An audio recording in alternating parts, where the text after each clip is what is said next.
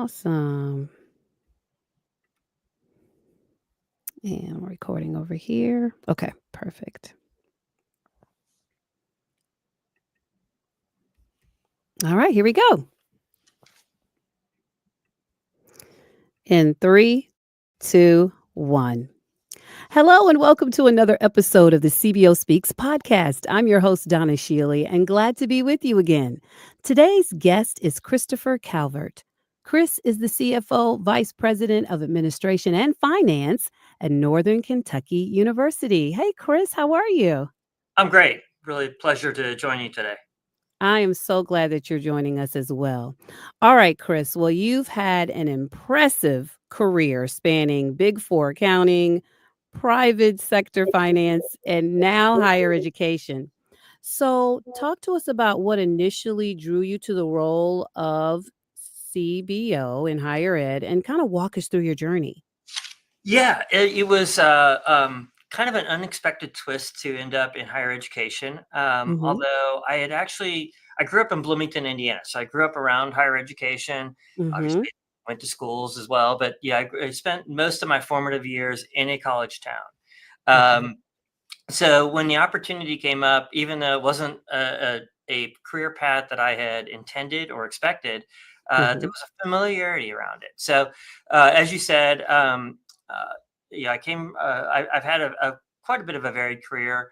Mm-hmm. I actually went to law school, and so instead of undergrad at Miami University in Mm-hmm. Oxford, Ohio, and Okay. then went to law school at University of Cincinnati. Coming out of law school, I had some options, elected to go with the finance and accounting route. So that's how I Mm-hmm. ended up in with the with Big Four public accounting. Did a number of years there. My primarily most of my time in public accounting was spent in mergers and acquisitions. Mm-hmm. And then I took mergers and acquisitions and went to a couple different stops along the public accounting route, and ended up working for a private company in financial services Mm-hmm. as an internal corporate development, internal M&A guy. Okay. And then within that role kind of became much, it went from just being focused on mergers and acquisitions to expanding to also include all of financial planning and analysis. And Mm-hmm. then as we would acquire companies, I would take on more call it division level CFO roles. So I began to build my career towards becoming a chief financial officer.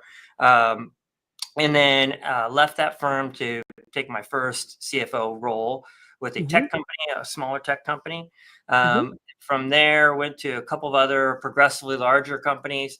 And long story short, as we took an exit from a staffing company where I was CFO, Mm-hmm. then I was looking for my next stop. You had a bit of a transition period of time where we were completing the sale of that company to another group. They were going to bring their own team in.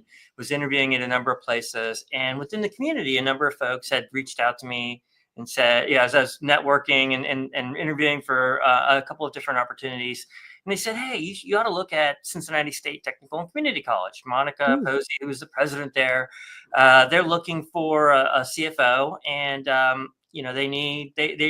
they had some financial difficulty, Mhm. and it was recommended to take a look at it. I had met some members of their team, but I didn't know it. And my initial reaction was, well, why would they ever look at me? I don't come from a higher education background. But I did know a couple of their board members and was encouraged to at least meet with the team. Um, Mhm. from the beginning, it felt very comfortable. I That's felt like good. home, and I think a lot of that again goes back to where I grew up. I grew up around higher education. I Mhm. grew up in a college town, so Mhm. being in a higher education environment just felt comfortable. Um, Yeah. had always had a mission focus to a lot of the things that I did. I had even before I went to law school, I spent some time in the military. So service has always been part of my family. Mhm. My wife is in. She's always been very service oriented and works for. She works for the local. She runs the local convention and visitors bureau and has always been very civic oriented. So Mhm. it just felt like a great opportunity. They were kind enough to offer me the opportunity, the job. So Yeah. and stepped in. Cincinnati State at that time was really, had struggled for a number of years financially, and Right. one of the things that they were looking for was a bit of a outsider's point of view, but also more of a business point of view. And that was one of the things that they thought that I would bring to the table. Mhm. And I spent 7 years at Cincinnati State. We went from being, having a very significant and very, near, cash crisis situation to Mhm. having the best 1, 2, 3, 4, and 5 year stretch that the institutions had in its 60 years of existence. So we really Wow. turned the ship around. We went from double-digit declines in enrollment to increases in enrollment. We rebuilt the cash reserves and then exceeded where they had started from before their fiscal challenges.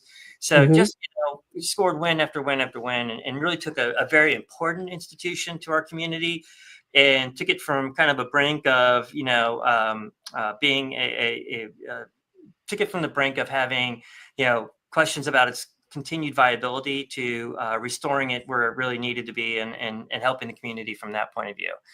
Yeah. Those successes led me to Northern Kentucky University. So um, the success that I had at Cincinnati State really is Northern Kentucky has had similar challenges in terms of some long-standing fiscal challenges. Mhm. Northern Kentucky brought in a new president. Had transitioned much of their leadership and was looking for a new CFO and vice president of administration. Mhm. Some of the things that I was able to accomplish at Cincinnati State were what we need here, and led me to get the opportunity to do the same thing. That's awesome. Well, let's talk about what took place at Cincinnati State. I want to go back to there because that is really such a huge accomplishment. So I want to talk about, you played a key role in turning around Cincinnati State's finances and achieving, record fiscal results. So, Chris, talk to us about the key drivers behind that success and what lessons specifically from that experience that you brought over to Northern Kentucky University. Yeah, one of the key drivers was just beginning helping the institution understand from a business point of view how Hmm. we make, where does our revenue come from, where do our expenses go, and how do we align those. And yeah, it sounds very simple, but Right. it was something that was missing, and just understanding the business model. And I always pick on kind of when I arrived, they were spending, and not that auxiliaries are not important, but they were spending most of the time when they were talking about their financials, talking Hmm. about things that had very, very immaterial effects on the bottom line. Hmm. What I did was help. One of the things that I emphasized was helping the institution focus on the biggest drivers of, not only, of revenue, the biggest drivers of expense, and the biggest drivers of cash flow. We were in a significant cash crunch, and Hmm. understanding what those drivers were. And look, it comes down to enrollment. So Yeah. um, focusing on enrollment, focusing on what that enrollment was doing from a revenue perspective, focus on controlling costs and making sure that we understood how to align our costs to our revenue, and not get bogged down in some of the lesser material from a financial materiality perspective. Some of Hmm. the aspects of thinking about it as a business, some of those that were less important. Hmm. When we simplified those discussions, we got more focused. Hmm. We were able to make tougher decisions, and we had a lot of difficult decisions to make. And I won't say that it was easy, because it certainly wasn't. And I won't Hmm. say we had easy decisions. We had difficult judgment calls to make. But what we did was we clearly set out our priorities and how those priorities were going to drive our success from a fiscal point of view, and our success from a mission point of view. Because if we were able to drive more enrollment, if we were able to educate more students, not only were we achieving our fiscal goals of restoring solvency, restoring viability, but also help making sure we're there for our students and making sure that we're achieving our mission. So Hmm. as we in understanding that we weren't going to turn that ship around uh, in a couple months. It was going to take Right. some time, and so Right. incremental wins. If we as we got as we were able to generate better financial results, where were we going to put that money in order Hmm. to drive? In order to accelerate those results again. And so. Um, and we had clear goals in terms of what we wanted to do in terms of where we'd put incremental dollars that we got. We were very communicative with our board. Got Mhm. our board on to support us as we made those decisions.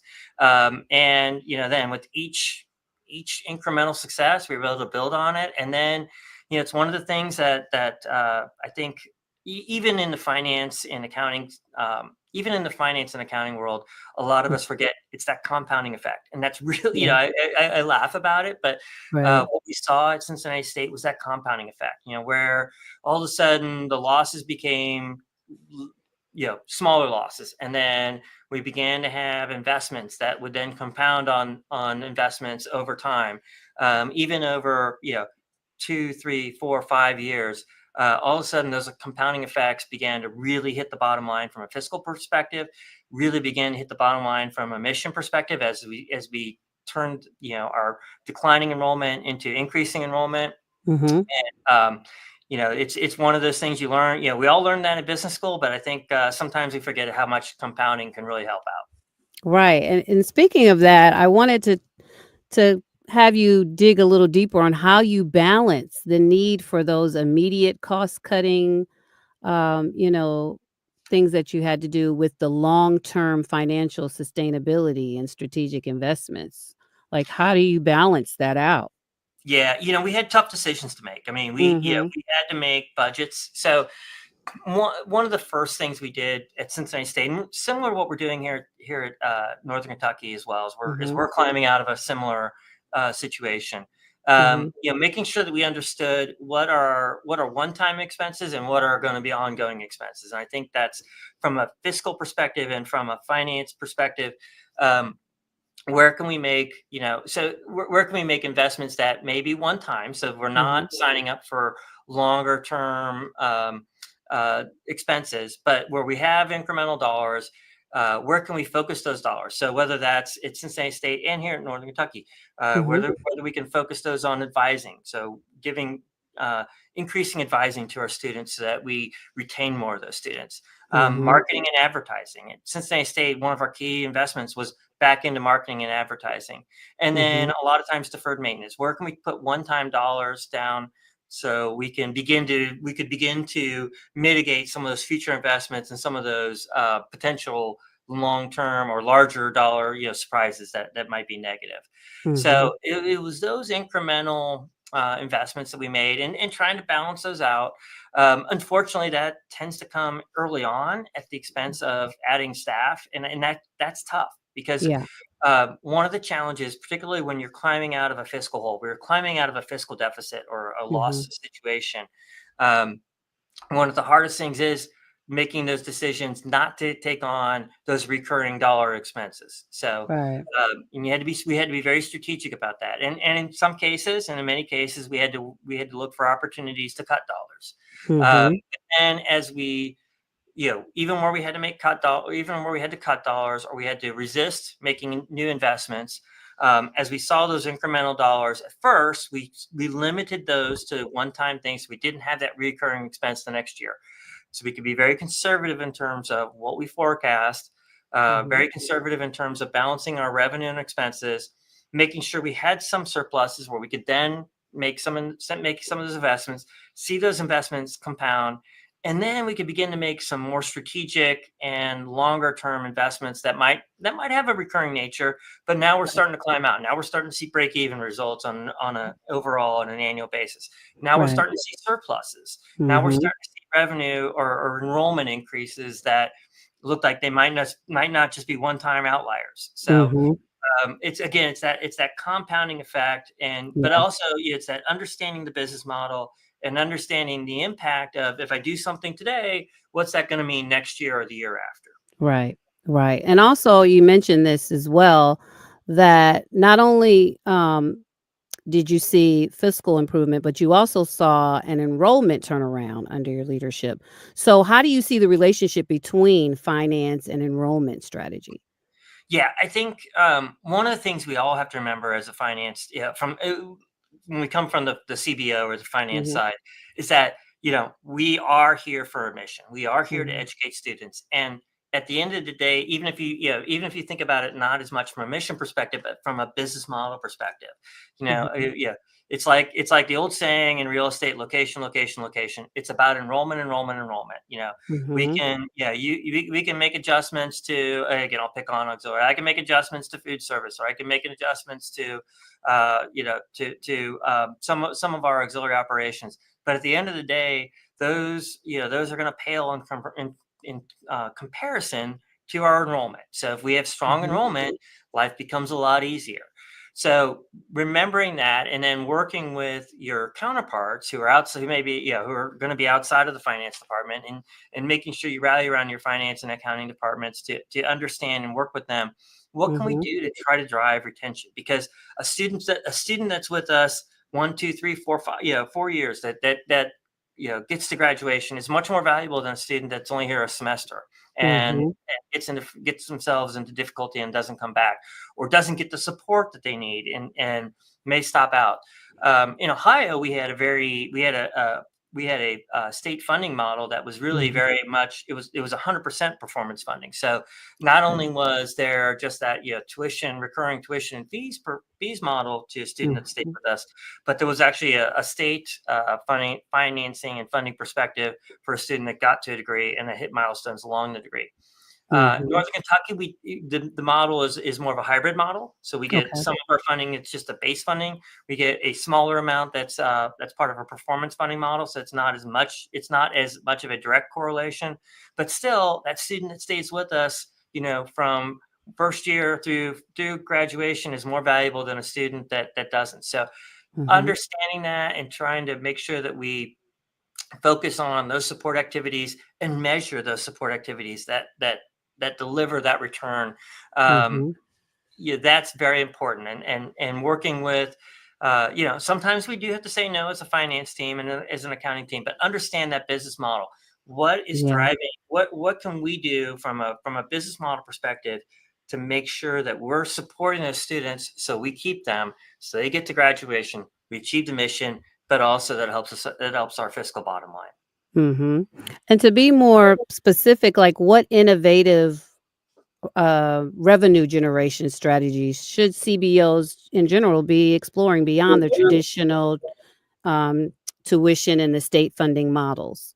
Yeah, I think, one of the things, and this is where I do say, and this may be, this is where one of my strengths is, and there's a Mhm. lot of different kinds of CBOs, Mhm. but understanding the data, and being able to dig into data, whether that's you and your teams, to understand, um, and get creative around measuring what activities you're Mhm. investing in, and then measuring those activities and seeing if they really are delivering a financial bottom line, and if they're delivering an ROI or bottom line results. That was one of the things that we did really well at Cincinnati State. Was, Mhm. where we would work with our academic teams, where they would advocate and say, we need to invest in advising. We've got groups of students that may not be performing as well as other groups of students. We've got groups of students that aren't sticking with us. Let's look Mhm. at let's look at opportunities that we can do to try to keep those students, Right. and then measuring that. So, and same thing on the marketing side. Where we would like to make investments in the marketing to try to attract new students to our institution. Let's measure those investments. Let's see if we're getting an ROI out of that. So, that, to me, those were some of the things that we did really well, and Mhm. we are implementing here at Northern Kentucky as well. But a lot of that is very data and oriented. And so Yeah. one of the things that I really preach to my teams, and that we've been successful at, is making sure we have access to that data and information, make sure we know what we're looking at, and Mhm. really work hard to evaluate it and digest that data, see if we're getting the results we want. Um, Same thing, even if you look at things like tuition increases, and Mhm. both of the institutions that I've been at are state schools, so we've got some limitations in terms of how much flexibility we have around tuition increases. But we Right. also have the opportunity, in terms of some of our fees, you know, to pull those levers and see if they, are we hurting ourselves by increasing fees, or hurting ourselves by failing to increase fees, Mhm. measuring, elasticity around that. So, again, these are all very data intensive activities, Mhm. but things that in order to understand if we need to drive revenue, if we need to make strategic investments in, or at least consider strategic investments into different areas of expense, and then evaluate if that's going to drive revenue for us. Mhm. Um, those are all very data intensive and very data oriented Mhm. decisions. And if you're not good with that, then you're going to struggle with it. And that's where I've Yeah. seen a lot of institutions, and the institutions that yeah, I inherited had struggled, and where we've really been able to make improvements and continue to do so.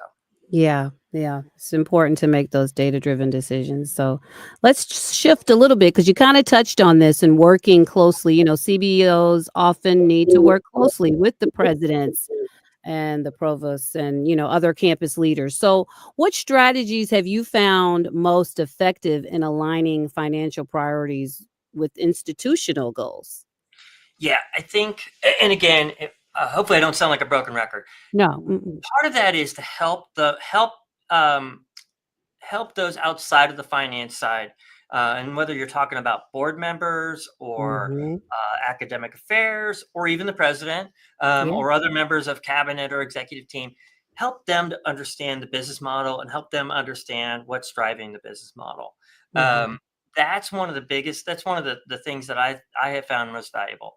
Um, and it's a communication piece, but it's also think about ways you can, and sometimes it takes a lot of repetition. It takes, you may try a certain way and have to go back and redo it. But Mhm. how can you help the folks that are on the other side of, that are not in the finance and accounting side, understand what's really driving the business? What are the things that drive our revenue? What are the things, where do most of our expenses go? Mhm. And help them think about that. That's one of the biggest things that I've had in terms of being able to work with, the provosts and academic units, so that they're making better decisions and we're all doing better. The other thing is just, again, it sounds simple, but listen to them. Yeah. Listen to to the things, the challenges that they're dealing with. Opening up those lines of communication. Um, Try to find opportunities to say yes. I mean, one of the things Mhm. that we all, we can all get sucked into is, saying no too often. And it goes with the job as a CBO. I mean, we can't say yes to everything. And Right. particularly when when you're at an institution, like many institutions are struggling financially, and nobody has all the resources that they want to have. Mhm. There's a lot of opportunity to say no. So let's try to find ways to say yes, or try to find ways to talk about how do we get to a yes? What are some circumstances we could lay out where we could then say yes, even if we're not able to Mhm. do so right away? So those are the tools that I've used in order to um, in order to try to bridge those gaps. Yeah. One of the things that I found is that, and it's been particularly effective for me at particularly board levels, but also if you think about it at cabinet levels, and Mhm. if you think about working directly with deans, um, think about visualizing things. It's easy Mhm. to throw spreadsheets and gloss people's eyes over with a lot of Right. numbers, and Right. we deal with numbers every day as CBOs, and we're used to it. That's our comfort zone for many of us. But how do you then synthesize that into a visual or a chart to show Right. this is what's really driving a piece of the business? These are the factors that are going to drive, if we make a decision, what impact that decision has from a fiscal point of view. Mhm. One of my favorite charts is always, just show how much of our revenue comes from tuition and fees, how much of our revenue comes from state appropriation, and compare that to other sources of revenue. And typically, what you see is that so much of our revenue is concentrated in tuition and fees Mhm. and or appropriations. Then you say, okay, so that's where we need to focus our discussions. Yeah. Similarly, we all know as CBOs that most of our expenses go into personnel expenses. So let's really Mhm. focus on that, because that's, those are the recurring expenses that are going to drive and determine whether we're able to align our expenses and our revenues. So Mhm. think about those visualizations. How can you simplify it for people who aren't looking at those numbers every day, are not going to have comfort with those numbers, or they don't want to look at those numbers. Right. So Right. Well, let's talk about the future. Like, how do you see the role of CBO evolving in the next CBO evolving in the next 5 to 10 years, especially given the changing enrollment patterns and funding challenges? Where do you see it going in the next 5 to 10 years? Yeah, I think one of the things that CBOs, I'll say two things that I think CBOs and our role needs to continue to get better at. One Mhm, is not being afraid to have the business conversation, and that can mhm, be sensitive, and that's kind of what I've learned coming into higher ed from the outside is that sometimes there's that sensitivity and uh, uh, people a lot of the people we work with are extremely mission driven, and that's one of the best mhm, things we have going for us, and that's one of the best things about working in higher education. But mhm, at the end of the day, we're CBOs, and at the end of the day, our boards and for our institutions to have longevity and sustainability, we have to be willing and able to have those business conversations and help educate them. And I think that's something that over the next few years is only going to become more and more critical as uh, some of the some of the cushion that institutions had going backwards, as we see that continue to decrease, particularly as enrollment challenges are not going to get any better. As you see demographic cliffs coming and mhm, demographic challenges coming, and institutions that had significant endowments that allowed them to run deficits for periods of time. As those endowments begin to shrink and become more critical, you've mhm, got to be willing and able to have those be willing and able and honest about the business conversation, even when people don't want to have it, even when people may have resisted that over time. Have some empathy when you go into those discussions. We know we're here mhm. for a mission, but if we're not able to pay your salary, if we're always having cuts, our institution's not going to be as strong as we want it to be. So let's talk about it. Let's talk about how uh, let's talk about how decisions impact our mission, decisions impact our business model, and how do we do that in a way that can then maximize our mission. So that's number one. Number Mhm, two is best practices. I think getting better as a industry in terms of mhm, communicating best practices as CBOs. It's one of the things, and one of the things that has gotten me more involved with it, more involved with Nakubo. mhm. Um, and one of the things that's it's been really a lot of fun over the last several years to be able to work with Nakubo on is helping develop and communicate those best practices to help institutions. So I think one of the things that was surprising to me when I came into higher education is that there wasn't more. Um, there weren't more established best practices, particularly on the CBO side. Mhm. So that's something that I think we all need to get better at as an industry in order to, and I think that's going to continue. Those pressures are going to continue to increase over the next 5 and 10 years. Can you see me now? I can see you now. I had the wrong A little camera. bit this way. I saw you may want to edit this, but yeah, it's good now. Yeah, okay, great. They'll edit that out. Alright, so well, saying all of that, what you just said, which was great, what specific skills do you think are essential for future CBOs that perhaps weren't as critical in the past? Yeah, I do think, and a little bit of this maybe this is because this is where one of my strengths, but I do think continuing to get better with data and the tools around data is critical. Mhm, One of the things that I've where I've seen CBOs who struggle or if come in after CBOs who struggle, or not just CBOs, but um, finance professionals and accounting professionals within institutions, and where they haven't been able to contribute as much as they wanted to. It's kind of that technology side. There's yeah, so many great tools out there. Whether it's Power BI or Tableau, um, whether it's really understanding, even going even further, in SQL or just data and how the data is generated. Being comfortable digging into your ERP system, whether that we were an Illusion shop at Cincinnati State. We're an mhm, SAP shop here at NKU. One of the things, and yeah, so maybe I'll kind of flip the answer to say one of the things that's helped me in terms of mhm, being successful has been to be able to just dig in, not being afraid of the data, having being able to dig into data, being able to dig into the sources of data and really get information out of that, and continue to challenge my team to do a better job. Um, I think that's going to be critical for CBOs going forward. Yeah. That having that innate curiosity about what's driving our numbers, how do we continue to dig into what's driving our numbers, how do you stay on top of it?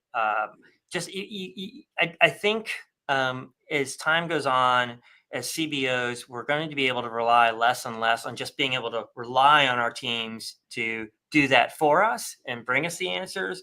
You need to be able to go get those answers yourself. Um, and then I think as well that'll, if you're not able to do some of that on your own, it's hard for you to then help your team get better. And again, Hmm. that's where I've seen weaknesses in terms of some of the institutions that have struggled and where they had struggled. Yeah. Well, Chris, what would you say is one lesson that you've learned in your career that you wish you had known, you know, early on? And what would that be? If you had to, when you first became a CBO, and if you knew this, you wouldn't have made a certain decision. So, is there one lesson that you've learned in your career that you wish you had known when you first started out?